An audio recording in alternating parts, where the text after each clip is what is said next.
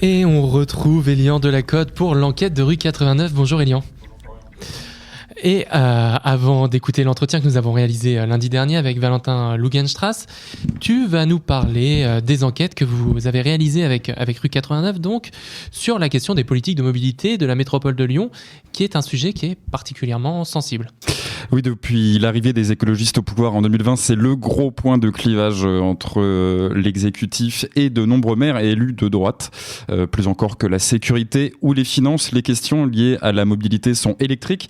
On reproche à Bruno Bernard, le président de la métropole, et Grégory Doucet, le maire de Lyon, et leurs équipes de vouloir éradiquer la voiture de la métropole. Alors, l'accusation est certainement un peu forte, mais les écologistes ne s'en cachent pas. Leur objectif est clairement de réduire drastiquement la place de la voiture dans l'espace public, particulièrement en centre-ville. Et l'actualité récente va plutôt dans ce sens. Oui, vous l'avez dit, depuis le 1er janvier 2024, la nouvelle phase de la zone à faible émission, la ZFE, est entrée en vigueur. Les véhicules critère 4 fabriqués entre 2001 et 2005 n'auront plus le droit de circuler dans un périmètre englobant Lyon, Caluire et des parties de Bron et Villeurbanne comprises à l'intérieur du périphérique. Cette mesure n'est pas une surprise, c'était une mesure nationale et la métropole a d'ores et déjà annoncé qu'une période de tolérance s'étalerait jusqu'au mois de mars. En revanche, l'agglo veut aller beaucoup plus loin. Les écologistes veulent interdire les véhicules classés critères 2 ou moins à l'intérieur du périph' dès 2028. Pour vous donner un ordre d'idée, en 2021, ça représentait tout de même 67% du parc automobile. Alors, pour aider les ménages les plus modestes qui ne peuvent pas s'acheter de nouveaux véhicules, il existe des dérogations. Par exemple, si le véhicule sert une association d'intérêt général, si l'automobiliste a besoin d'un délai pour acheter un nouveau véhicule suivant ses revenus, ou s'il s'agit d'un petit rouleur qui ne vient dans l'agglomération que 50 jours par an. Et ce calendrier de la ZFE, il ne plaît pas à tout le monde, c'est le moins qu'on puisse dire. Non, et en premier lieu, il ne plaît pas à Christophe Béchu, le ministre de la Transition écologique. Ce dernier s'est dit dubitatif sur ce timing serré lors de son passage à Lyon fin décembre dernier. Et entre le ministre et le président de la métropole de Lyon, Bruno Bernard, la tension est palpable. L'écologiste demande à l'État d'accélérer l'homologation. Oui, c'est ça, l'homologation d'un radar ZFE dont la mise en place ne cesse d'être repoussée par le gouvernement et qui ne se fera pas au minimum avant 2025. En attendant, la ville de Lyon compte sur le travail de la police municipale pour verbaliser les véhicules en fonction de leur vignette. Les critiques sur le calendrier de la ZFE ne viennent pas que de l'État. Non, à l'échelle locale, elles se font bien sûr entendre dans l'opposition métropolitaine, mais même au sein de la majorité. Début 2023, Laurent Legendre, qui est élu La France Insoumise de la métropole, s'interrogeait sur l'impact de cette ZFE sur les transports collectifs. Il faudra multiplier par 2 ou par 3 les fréquences de lignes de bus, mais cela exploserait le budget du Citral, avait-il soulevé. Le président de la métropole avait en partie entendu le message en décidant de décaler l'interdiction des critères 2 de 2026 à 2028 et en redéfinissant son périmètre. Pas sûr que ça suffise à calmer les tensions. On parle de la ZFE, mais c'est loin d'être le seul point de clivage entre les écologistes et l'opposition. En premier lieu, on pourrait parler du stationnement payant qui s'est étendu dans les 8e et 9e arrondissements de Lyon en ce début d'année. Pour l'heure, 60% du territoire de la ville est concerné, mais l'exécutif municipal espère atteindre 75% de stationnement payant à Lyon avant la fin du mandat, avec l'application d'un tarif solidaire pour les ménages les plus modestes et pénalisant pour les véhicules les plus lourds du type SUV. Et forcément, à droite, ça coince. Par exemple, le maire LR du 6e arrondissement de Lyon, Pierre Oliver, craint que cette mesure ne fasse fuir les familles du centre-ville. Avec, dans un coin de la tête, l'idée que Lyon est une ville réservée aux bobos à vélo. SUV versus vélo, c'est très schématiquement le nerf du clivage gauche-droite à Lyon et dans la métropole. Élargissement des trottoirs, création de sites propres pour les voies cyclables. L'agglo se veut être plus inclusif pour les alternatives à la voiture. Et le grand projet des écolos, ce sont les voies lyonnaises. 200 km d'autoroute pour vélo qui doivent sillonner la métropole d'ici 2026. Et ça coince à beaucoup d'endroits, notamment sur la question des tracés un peu partout dans l'agglomération. Des maires de la droite et du centre dénoncent le manque de concertation avec la métropole à ce sujet. À Oulin ou Bron, des maires ont même lancé des pétitions contre ce projet de voie lyonnaise en s'appuyant sur le soutien populaire. Ils craignent un congestionnement de leurs communes car nécessairement plus les communes sont éloignées de Lyon, plus elles sont concernées par la migration pendulaire, en d'autres termes les trajets domicile-travail. Et de son côté, Bruno Bernard, le président président de la métropole de Lyon, dénonçait dans ses critiques des oppositions purement politiciennes. Pour l'heure, un peu plus de 10 km de ces voies lyonnaises ont été achevées, mais la majorité espère arriver à 90 km avant la fin de l'année. Mais y a-t-il vraiment plus de bouchons à Lyon depuis l'arrivée des écologistes au pouvoir, Lyon ? Lyon reste la 3e ville la plus embouteillée de France. Alors vous me direz, c'est normal, Lyon est la 3e ville la plus peuplée de France. Selon le dernier panorama de Coralie, qui supervise le trafic routier dans l'agglomération, on constate une hausse de 3,6% du trafic routier entre 2021 et 2022, ainsi qu'une hausse de 6,8% des bouchons. Mais pour Coralie, cette hausse illustre un retour de la tendance d'avant-crise sanitaire liée au Covid-19. Le trafic dans la métropole reste 1% inférieur à son niveau de 2019, donc avant l'arrivée des Verts au pouvoir. Et ça illustre une autre tendance globale constatée dans la métropole. L'usage de la voiture a tendance à baisser dans Lyon, notamment pour les trajets domicile-travail. En 2022, rue 89 Lyon avait réalisé une enquête data assez parlante à ce sujet. Et on a constaté qu'entre 2008 et 2018, l'usage de la voiture avait baissé partout dans Lyon, mais augmenté dans l'ouest lyonnais, le Val-de-Saône et le sud de l'agglo, illustrant parfaitement la problématique des migrations pendulaires. Et ça pose une question, comment mieux desservir les communes périphériques ? Une question d'autant plus problématique que la métropole a annoncé qu'aucun parking relais à proximité de l'entrée de Lyon ne serait réalisé sous sa mandature. Un problème quand on sait que ceux qui sont existants sont largement congestionnés. Celui d'Oulin, à côté de la gare d'Oulin, a même récemment fermé. Une nouvelle preuve que les écologistes cherchent à imposer leur marque sur les questions de mobilité. En gros, le message, c'est ne ramenez plus vos voitures à l'entrée de Lyon. Le but étant que les habitants prennent les transports en commun de plus loin et donc fassent moins de trajets en voiture. En attendant mieux ou plus, les élus de l'agglo attendent toujours le plan de la région Auvergne-Rhône-Alpes en charge des trains express régionaux sur le sujet du nouveau RER métropolitain. La métropole s'est dite prête à mettre des centaines de millions d'euros dans ce projet, mais depuis le temps que ça traîne, honnêtement, on attend de voir, surtout contre la majorité écolo et Laurent Wauquiez, le président de la région, les relations sont quasi inexistantes. Merci Elian Delacote pour cette enquête de rue 89. Et nous, on enchaîne avec l'interview de Valentin Lungenstrass, adjoint au maire de Lyon en charge des mobilités, de la logistique urbaine et de l'espace public, que nous avons enregistré lundi et avec qui nous avons abordé l'ensemble de ces sujets. Bonjour Valentin Lungenstrass, bienvenue sur Radio Anthropocène et merci d'avoir accepté notre invitation. Bonjour, et puis meilleurs vœux déjà pour commencer. Bonne année, exactement. Alors, vous êtes adjoint au maire de Lyon, en charge de la mobilité, de la logistique urbaine et de l'espace public. Actuellement, la ville de Lyon, elle est en profonde mutation urbaine, création du réseau des voies lyonnaises, aménagement de nouvelles lignes de transport, végétalisation, modification des réglementations de stationnement, etc., etc. Alors, la question qu'on se pose un peu dans un premier temps, dans Regard sur l'actualité, c'est de savoir qui de la métropole de Lyon ou de la ville a la main sur ces projets et comment les rôles se répartissent. Voilà, c'est vrai que chacun a sa compétence un peu sur l'ensemble de ces projets qui touchent aux mobilités, aux espaces publics. Voilà, on est plusieurs entités en l'occurrence à être actifs là-dessus. Il y a d'abord le Citral, en fait, qui gère surtout les transports en commun, mais d'autres choses encore, qui est l'autorité organisatrice en matière de mobilité. Il y a la métropole de Lyon qui est en charge surtout sur tout ce qui est espace public. La plupart des espaces publics sont de la compétence de la métropole, donc c'est la métropole qui intervient sur tous ces sujets de voirie. Voilà, quand il y a un trottoir qui est refait, ce sont des budgets métropolitains très concrètement qui font ça. Et puis la ville de Lyon qui est compétente sur ces mêmes sujets. Alors dans les espaces publics, il y a aussi souvent les parcs. Donc là, c'est de la compétence pour le coup municipale, les parcs, c'est pas dans ma délégation, mais malgré tout, c'est un espace public. Et puis sur les sujets de mobilité, on est chargé de tout ce qui est stationnement, effectivement, stationnement divers et variés, et aussi tout ce qui est libre-service, notamment donc l'autopartage et les trottinettes en libre-service. D'accord.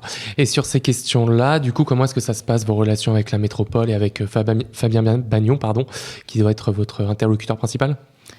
Oui, avec Fabien Bagnon évidemment, mais aussi Jean-Charles Collas, Béatrice Vessillier, et puis l'ensemble de nos collègues aussi qui sont en charge de la végétalisation urbaine, notamment Pierre Athanas, Gauthier Chapuis. Donc on est vraiment beaucoup autour de la table quand on parle des espaces publics, et encore j'en oublie.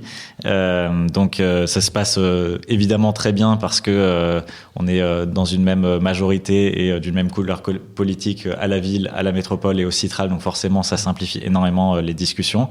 Après chacun est évidemment en tant que membre de l'exécutif dans son rôle, tout simplement, avec les services de chaque collectivité qui travaillent les sujets techniques. Et donc, voilà, on se met souvent ensemble. Hein, on a beaucoup de transversalité, comme on dit, qui s'est créée depuis 2020, où on se met ensemble avec plusieurs services différents, donc plusieurs élus, et aussi entre villes, métropoles et citrales. Et à l'échelle nationale, là, il y a eu un remaniement la semaine dernière. Si je ne me trompe pas, jusqu'à présent, on n'a pas de ministre des Transports. Non, effectivement. Quel est votre point de vue sur la situation ? Eh ben, on est un peu orphelin, effectivement, au niveau des transports. On en parlait encore à midi là, avec des collègues sur la partie logistique, mais en général, effectivement, je trouve que c'est problématique, mais c'est peut-être pas le sujet le plus problématique, dans le sens où on a un ministère de l'Éducation qui est en même temps que le ministère des Sports, donc ça c'est quand même un sujet hautement plus important peut-être. On a un sujet du logement qui manque totalement à l'appel, donc voilà, on a quand même un gouvernement qui est bien trop resserré par rapport à l'importance des sujets. Malgré tout, les transports c'est quand même grosso modo un tiers des émissions de gaz à effet de serre, avec des énormes enjeux sociaux, territoriaux aussi, dans le sens où évidemment les transports et les enjeux de transport ne sont pas les mêmes quand on est à Lyon, en centre-ville, dans n'importe quelle grande ville française, ou dans la ruralité, ou dans un milieu périurbain. Et donc ne plus avoir personne là-dessus, c'est compliqué. On parle aussi de trains de nuit, de fret ferroviaire, et sur toutes ces personnes-là, pour l'instant en tout cas, on n'a pas d'interlocuteur, donc c'est un peu compliqué. Plus globalement, ça montre un déni de la question environnementale par ce nouveau gouvernement. Ah bah là, le nouveau gouvernement, c'est sûr que c'est. Je sais pas comment on peut faire. Hein. Monsieur Béchu, donc qui est ministre de l'écologie, est passé, je crois, au dernier rang protocolaire. Il a perdu un certain nombre de compétences par ailleurs. Les questions énergétiques qui sont hautement importantes sont passées à Bercy au niveau de Bruno Le Maire. On n'a personne en charge des transports. Au niveau de l'agriculture, on a vu, il n'y a pas de changement. Donc oui, je pense que là, le nouveau gouvernement Attal, en matière environnementale et écologique, on est très perdant. Alors, si on revient à Lyon, ce qui fait la une là, en cette rentrée 2024, c'est évidemment la nouvelle tarification du stationnement. On parle que de ça. Alors, celle-ci, elle va se faire en fonction de la taille, du poids et de la motorisation des véhicules, c'est bien ça ? Quel est l'objectif d'une telle mesure ?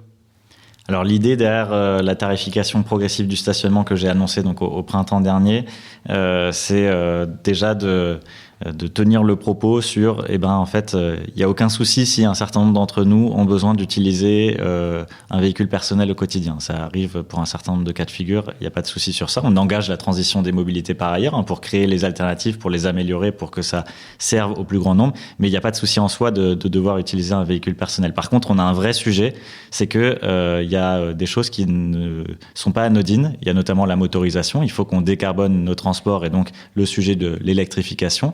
Il faut qu'on remplisse nos voitures, ça c'est le sujet du covoiturage qu'on traite par ailleurs. Et puis il y a un sujet qui est complètement passé à la trappe, il y a y compris un des directeurs généraux du groupe Stellantis qui l'a dit il y a quelques semaines, c'est on a laissé filer le poids.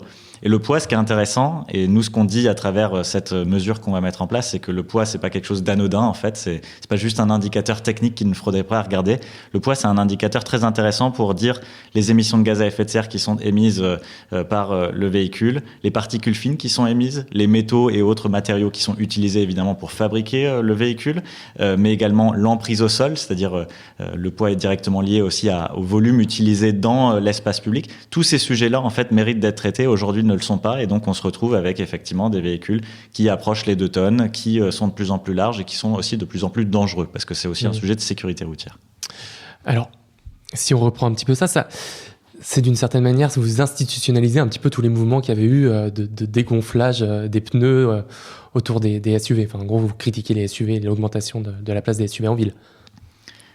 Moi, j'utilise pas le terme de SUV parce que je sais pas ce que c'est. Okay. Un Sport Utility Vehicle, SUV, c'est un peu tout et n'importe quoi selon la personne à laquelle on parle. Il y a des personnes pour lesquelles un SUV, c'est le 4x4, enfin ce qu'on appelait il y a quelques années encore un 4x4. Maintenant, c'est rentré dans la catégorie des SUV.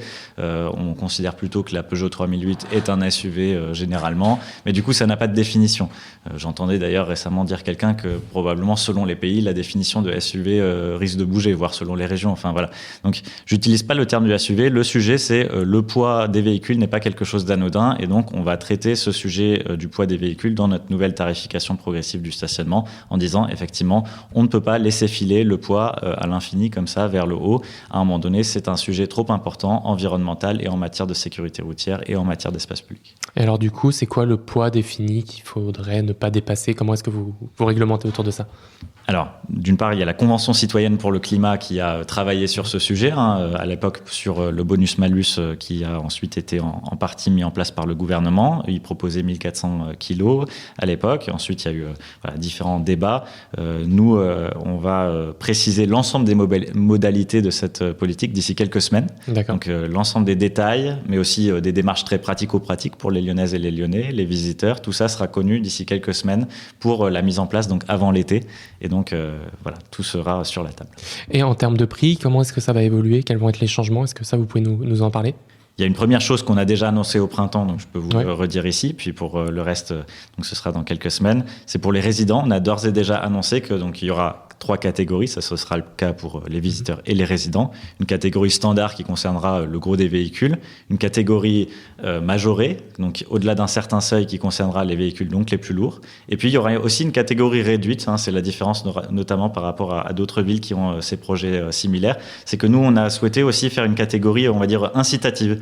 Il y a aussi en fait des véhicules, c'est ce que je disais, il n'y a aucun souci d'avoir besoin à un moment donné d'utiliser un véhicule personnel au quotidien. Mais par contre, il y a un sujet, utiliser donc un véhicule plutôt électrique et plutôt sobre, plutôt léger. Et donc, en deçà de 1000 kilos, il y aura aussi un tarif plutôt incitatif. Et donc, pour les résidents, ça va donner 15 € pour le tarif réduit, 30 € pour le tarif standard par mois, et puis 45 € pour le tarif majoré.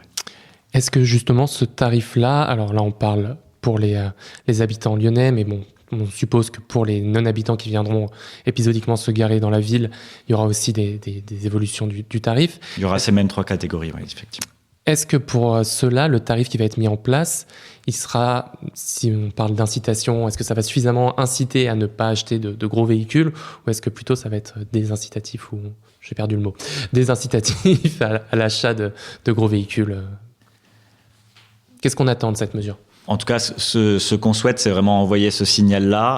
Après, est-ce que en faisant le calcul du gain qu'on a par rapport à l'achat d'un véhicule plus lourd, qui est par ailleurs souvent quand même plus cher qu'un véhicule plus léger ou plus petit, et puis la question de stationnement, et puis la question d'assurance, ça c'est un calcul qui est quand même un peu complexe, qu'il faudrait faire plutôt au cas par cas, parce que les usages jouent énormément dans ça. On sait que le coût d'une voiture par an, c'est en moyenne 4000 €, mais ça peut être beaucoup moins, et ça peut être beaucoup plus selon les usages, selon le type de véhicule, etc. Donc là, on aura en tout cas un différentiel tarifaire. J'espère que le fait de tenir ce propos, le fait de mettre en œuvre cette politique qui, je l'espère, apportera sur plusieurs années vraiment des changements, et j'espère qu'ils seront visibles, et on va d'ailleurs mettre en place des choses, y compris avec des chercheurs, pour évaluer en fait notre politique publique. Et j'espère que ça apportera du mieux, et qu'on reviendra en tout cas en arrière sur cette question du poids, parce qu'on a laissé filer ça sans raison. Parce qu'on se doute aussi que les personnes qui achètent ces véhicules-là, ce sont aussi les personnes qui ont le plus de moyens, donc peut-être qu'ils vont moins subir l'évolution du prix. Oui, il y a une étude de l'ADEME qui a montré que c'est plutôt corrélé, on va dire, le fait d'être plus aisé et d'avoir du coup un véhicule aussi plus lourd, plus grand, etc. Il y a malgré tout des cas particuliers, notamment pour les résidents, on va le prendre en compte parce que les résidents font déjà une démarche en mairie. Et pour les résidents, on va mettre en place une tarification familiale et solidaire. Familiale, c'est-à-dire pour les familles qui ont 3 enfants à charge ou plus, ils auront, indépendamment de leur type de véhicule, automatiquement droit au tarif réduit. Et de même, pour les familles les plus modestes, en deçà d'un certain seuil de quotient familial, aussi automatiquement droit au tarif réduit. Et j'avais une question concernant les amendes. Est-ce que la tarification des amendes va également évoluer ? En fait, depuis 2018, bien sûr, c'est ça, oui. Depuis 2018, en fait, c'est un peu technique, mais on a dit que le stationnement est dépénalisé, et donc c'est les communes qui fixent cette amende, qui n'est plus techniquement une amende. En réalité, ça s'appelle maintenant un forfait post-stationnement, et ça correspond tout simplement à la durée maximale qu'on peut stationner et à son équivalent tarifaire. Donc en fait, aujourd'hui à Lyon, on peut stationner maximum 10 heures, et ce tarif de 10 heures, ça correspond automatiquement à ce que vous appelez l'amende. Voilà. D'accord. Donc ça va évoluer forcément dans le sens où on aura 3 catégories, donc il y aura 3 tarifs différents maximaux dans la journée.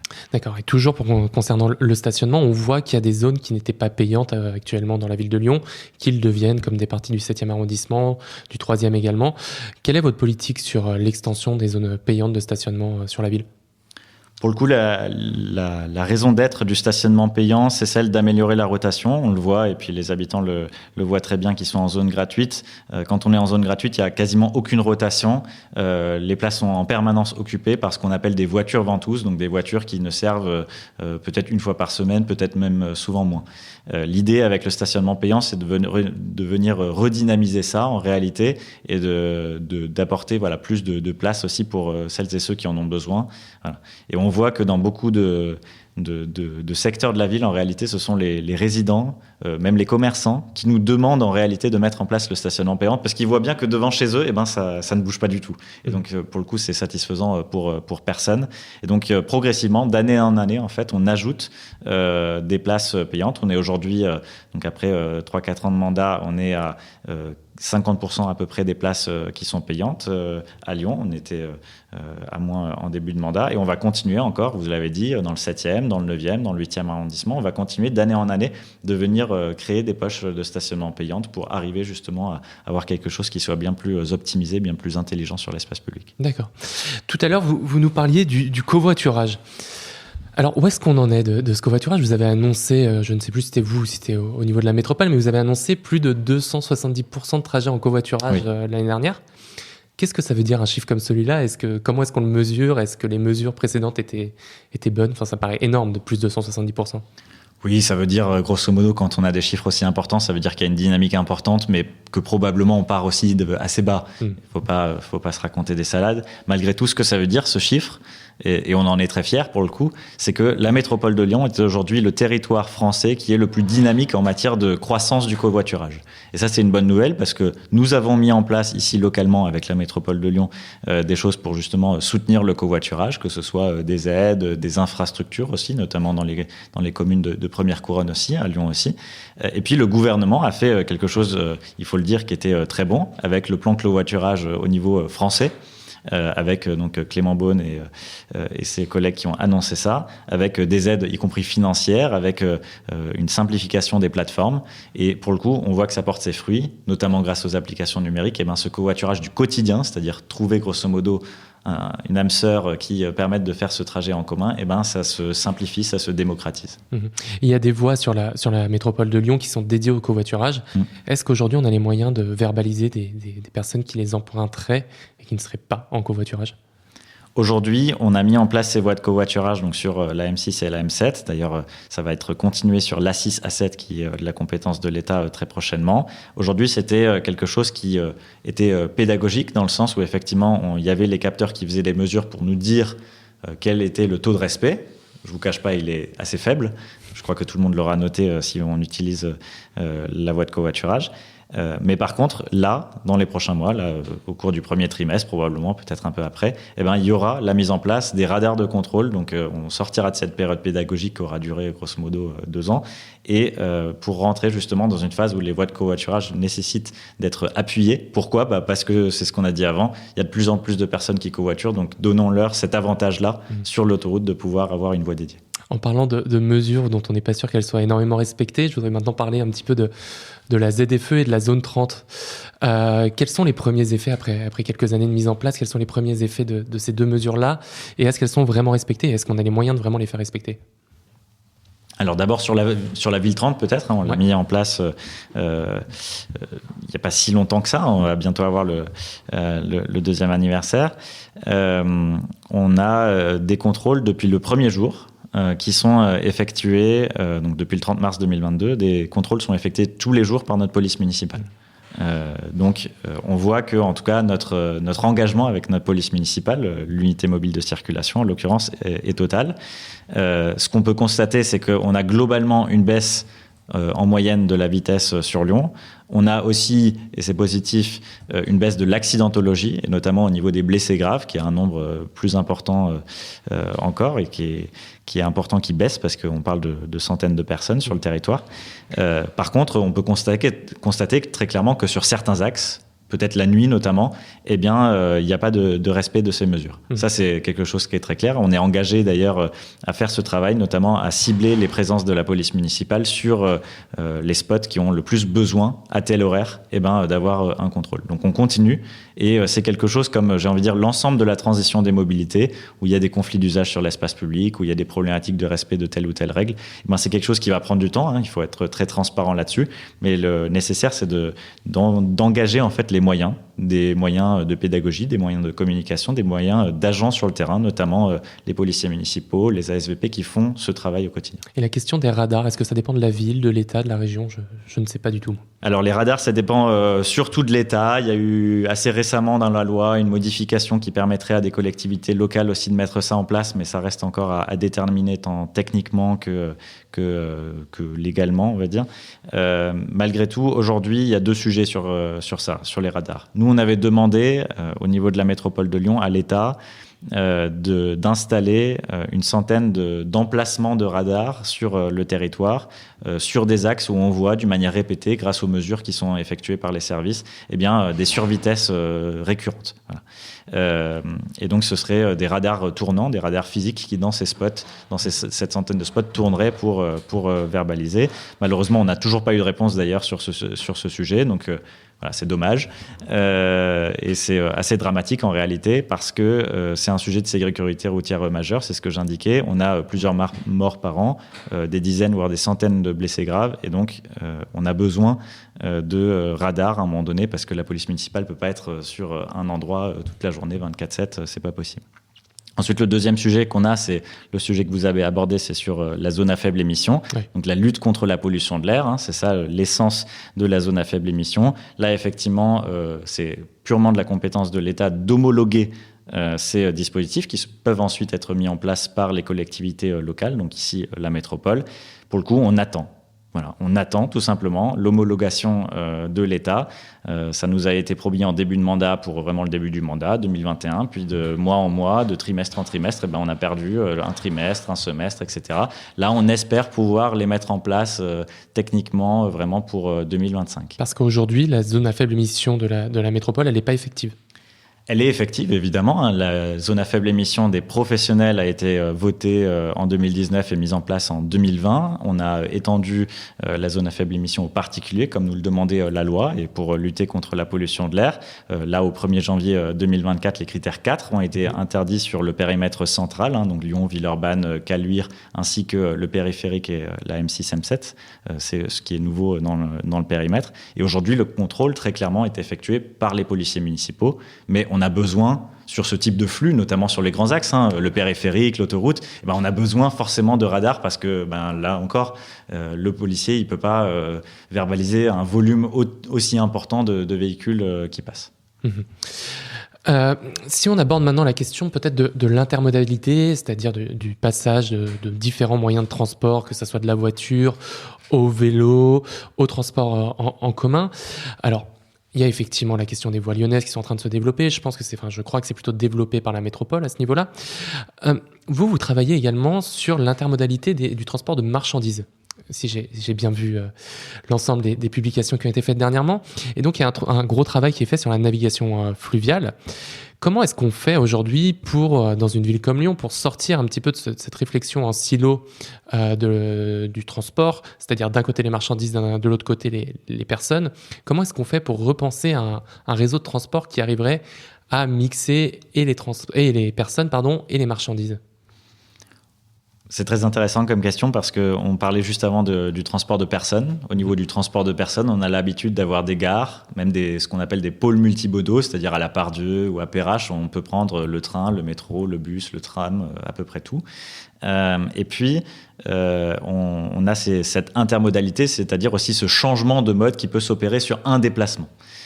Aujourd'hui, sur la logistique, donc le transport de marchandises, c'est quelque chose qu'on n'a pas ou assez peu. Trop peu, en tout cas, à notre goût, et trop peu par rapport aux enjeux qui sont fixés, y compris au niveau national, par rapport aux enjeux de décarbonation notamment, ou de respect de l'espace public.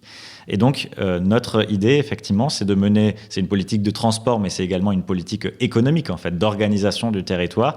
Et cette même logique de multimodalité au niveau de la logistique. C'est-à-dire de travailler évidemment sur les différents types de poids lourds, des camions, des utilitaires, mais aussi sur le fluvial, aussi sur la cyclo-logistique, aussi sur d'autres formes de logistique. Et donc l'idée, c'est de se dire, comme on a aujourd'hui certains opérateurs qui le font, ils ont une base arrière où sont livrés via des poids lourds des marchandises qui sont massifiées sur une barge qui ensuite parcourt pendant près d'une heure le Rhône pour arriver par exemple au pont Morand et ensuite qui sont déchargés sur des palettes qui sont pris par des vélos cargo et qui sont ensuite dans un système de ruches en fait tout simplement qui permettent de livrer les commerces. Voilà, ça c'est la logique qu'on souhaite déployer.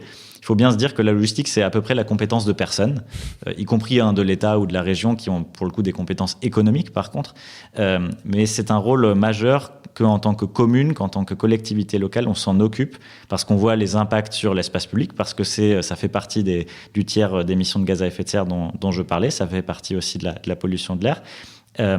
Et puis, moi, le rôle que je me suis donné en arrivant en début de mandat, c'est sur ce sujet de faciliter, de fédérer. On n'a pas de compétences directes, mais par contre, on a des relations avec évidemment la métropole, évidemment la SNCF, évidemment la Poste, évidemment les Voies navigables de France, la Compagnie nationale du Rhône, toutes ces entreprises-là, pour le coup, publiques ou parapubliques que j'ai citées, mais on a aussi des relations avec tout un tas de transporteurs, avec des grandes entreprises de grande distribution, etc. Et en fait, mettre un certain nombre de ces entreprises autour de la table, venir leur parler de nos enjeux, leur demander un certain nombre de choses, ça permet de faire avancer cette question de la multimodalité logistique. Vous parlez justement de l'utilisation des fleuves. C'est quelque chose qui, je suppose, est important, surtout dans la mesure où vous tentez de diminuer la place du transport routier au sein de la ville, avec des zones qui vont être piétonnisées, ce qui inquiète beaucoup de monde, avec la peur pour les différents magasins de ne plus pouvoir s'approvisionner correctement ou alors que ça sature trop le réseau. Comment est-ce que les deux fleuves, enfin la rivière et le fleuve, la Saône et le Rhône, peuvent être mobilisés dans ces cadres-là pour désengorger le réseau routier de la ville ? C'est un sujet important, effectivement, de travailler la Saône et le Rhône en matière de logistique, en matière de transport de passagers aussi. On va le faire en 2025 avec une expérimentation de vraies navettes fluviales de transport en commun intégrées au réseau TCL. Parce que, effectivement, aujourd'hui, ce sont des espaces qui ne sont pas utilisés et parce qu'on voit qu'il y a du potentiel pour avoir un espace aussi qui soit utilisé d'une manière plus respectueuse, que ce soit de l'environnement ou des activités humaines, des activités sociales qu'il y a dans la ville. Je dirais même par contre que l'usage de nos deux cours d'eau est un sujet presque patrimonial, traditionnel en fait. C'est un sujet social majeur. Aujourd'hui, on a complètement oublié en fait l'usage de nos cours d'eau. C'est pour ça qu'on travaille sur les questions de logistique et de transport de passagers pour qu'on se réapproprie ça. Mais c'est pour ça qu'on travaille aussi sur les questions du festival entre Rhône et Saône, de travailler avec des associations pour venir renaturer certaines berges, certains abords de fleuves ou de rivières. C'est pour ça qu'on travaille aussi à des activités sportives qui puissent se faire justement au niveau de l'eau. Bref, c'est un ensemble de choses en fait qui nous font dire que l'eau est d'une part une ressource particulièrement importante, mais au-delà de ça, l'eau, la présence de l'eau aussi, l'eau non potable, cette eau-là qu'on a dans nos cours d'eau, c'est aussi un sujet important en matière de bien vivre en ville, de bien être dans la ville, de bien se sentir dans la ville. C'est un lieu de rencontre, c'est un lieu agréable, c'est un lieu de fraîcheur. Et depuis tout à l'heure, vous nous parlez régulièrement de l'impact carbone du transport, de la logistique, etc. Quels sont les impacts en termes de carbone de l'ensemble des secteurs que vous avez sous votre mandat, c'est-à-dire du transport, de la logistique et de l'aménagement urbain à l'échelle de la ville, et quels sont les objectifs en termes de diminution d'impact carbone que vous avez pour la fin du mandat sur ces questions-là ? Alors pour le coup, comme je le disais, le transport en général, et quand on dit transport au niveau des émissions de gaz à effet de serre, c'est le transport tout confondu, personnes, marchandises, etc. C'est à peu près un tiers, 30%, un tiers, ça dépend comment on compte et à quelle échelon territorial. Malgré tout, c'est souvent ce chiffre-là, que ce soit au niveau métropole de Lyon, État français, voilà.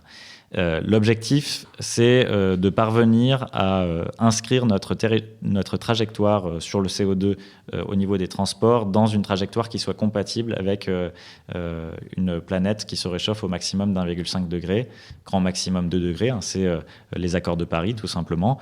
Et ça veut dire que, effectivement, il faut apporter une baisse assez notable sur ces émissions.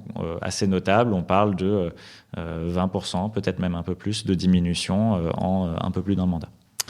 Et justement, comment est-ce qu'on s'assure que lors du prochain mandat. J'espère pour vous que vous en ferez encore partie, mais si jamais c'est une autre couleur politique qui vient à s'imposer en 2026, comment est-ce qu'on s'assure de maintenir ces mesures dans la durée ?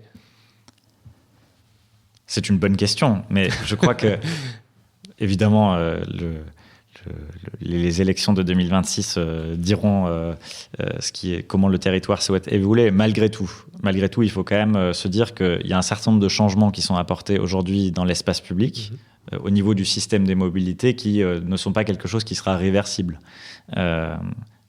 Il faut quand même se dire ça. Enfin, il y a un certain nombre de travaux, de choses qui sont faites, de tramways qui seront construits, de lignes de bus qui seront améliorées, de nouveaux matériels qui seront commandés, qui seront là. Et personne ne remettra ça en cause. Je pense que ça, c'est un élément important. Par ailleurs, on voit bien, et on le voit, pour le coup, moi, je suis à peu près tous les soirs en concertation auprès des Lyonnaises et des Lyonnais. Je vois bien qu'il y a des préoccupations majeures très diverses et qui peuvent se diversifier d'ailleurs ces derniers temps, mais malgré tout sur les questions de cadre de vie, de bien vivre en ville, parce que beaucoup se posent la question de la pollution de l'air, comment ça impacte mes enfants, comment ça m'impacte moi-même, comment est-ce que je me déplace en ville, comment est-ce que ça a un impact aussi positif ou négatif sur ma santé, etc. Et ces questions au final du prendre soin de santé globale en réalité, elles sont très importantes, elles resteront au centre. Et on voit que nous sommes effectivement très ambitieux sur ce sujet parce qu'on considère que l'ensemble des enjeux que j'ai cités sont particulièrement importants pour avoir une ville qui reste vivable, qui reste à taille humaine, qui reste dynamique, qui reste aussi et qui devient plus résiliente. Parce qu'on a besoin effectivement de transformer notre ville pour l'adapter au changement climatique, pour se dire que oui, on pourra vivre à Lyon dans les prochaines décennies. Et justement, on voit que l'ensemble de ces politiques-là, ça peut avoir tendance, alors on ne sait pas si c'est uniquement dans les médias ou si ça fait aussi partie de la population, mais à heurter une partie des Lyonnais. Est-ce que justement, vous n'avez pas peur de créer trop d'opposition autour de ça en vue des prochaines élections? Oui, mais la transition des mobilités, c'est un sujet qui est très intéressant, qui peut être clivant, qui en tout cas fait beaucoup réagir. Je dois dire qu'à titre personnel, je trouve ça très intéressant. Comme je l'ai dit, à peu près tous les soirs, je suis dans ces discussions-là. La question du partage de l'espace public fait beaucoup réagir parce que c'est quelque chose qui est purement subjectif. Il n'y a pas de bonne réponse à cette question entre deux façades. Qu'est-ce qu'on met entre ces deux façades ? Combien de trottoirs ? Combien de tramways ? Il n'y a pas de bonne réponse. J'ai envie de dire, c'est presque l'essence du débat politique d'avoir ces échanges-là. Ma posture en tout cas en tant qu'élu, en tant qu'adjoint au maire, depuis le début du mandat, c'est d'avoir une posture de transparence, d'expliquer comment sont les choses, quels sont les enjeux et de venir proposer un certain nombre de solutions. Je pense qu'en expliquant ces choses-là, en faisant cette pédagogie-là, ça permet aussi d'augmenter l'acceptabilité des mesures que nous prenons. Les résultats, la végétalisation notamment, l'intégration du cycle de l'eau, une mobilité qui soit plus respectueuse de l'environnement et plus agréable aussi à titre personnel, je pense que c'est quelque chose qui effectivement permettra d'augmenter l'acceptabilité de ce changement. Après, évidemment que ce changement fait peur, vous l'avez dit. Parfois, ce changement crée des crispations. On voit aussi que la transition des mobilités peut temporairement créer des conflits d'usage entre les différents modes de déplacement. C'est quelque chose que nous, on souhaite accompagner, qu'on accompagne déjà. L'Agence des mobilités qui accompagne chacun dans sa manière de se déplacer. Je le disais tout à l'heure, notre police de proximité qui est là pour faire la pédagogie au quotidien sur le terrain, pour rappeler les règles, pour expliquer comment se situer. Après, je ne dis pas que ce n'est pas quelque chose qui ne prendra pas de temps. Clairement, c'est quelque chose qui prendra du temps, mais en tout cas, on est engagé dans ça. Et pour le coup, les retours que j'en ai de plusieurs acteurs, y compris notre police de proximité, y compris des habitants, je pense qu'on va plutôt dans la bonne direction, y compris sur ce sujet des conflits d'usage, sachant qu'en plus, sur les indicateurs plus globaux de circulation automobile, d'usage des transports, du vélo, pour le coup, les indicateurs sont tous au vert. Eh bien, Valentin Lugenstrass, merci beaucoup d'être venu sur Radio Anthropocène pour cet entretien. À bientôt. Merci beaucoup. Bonne soirée. Bonne soirée.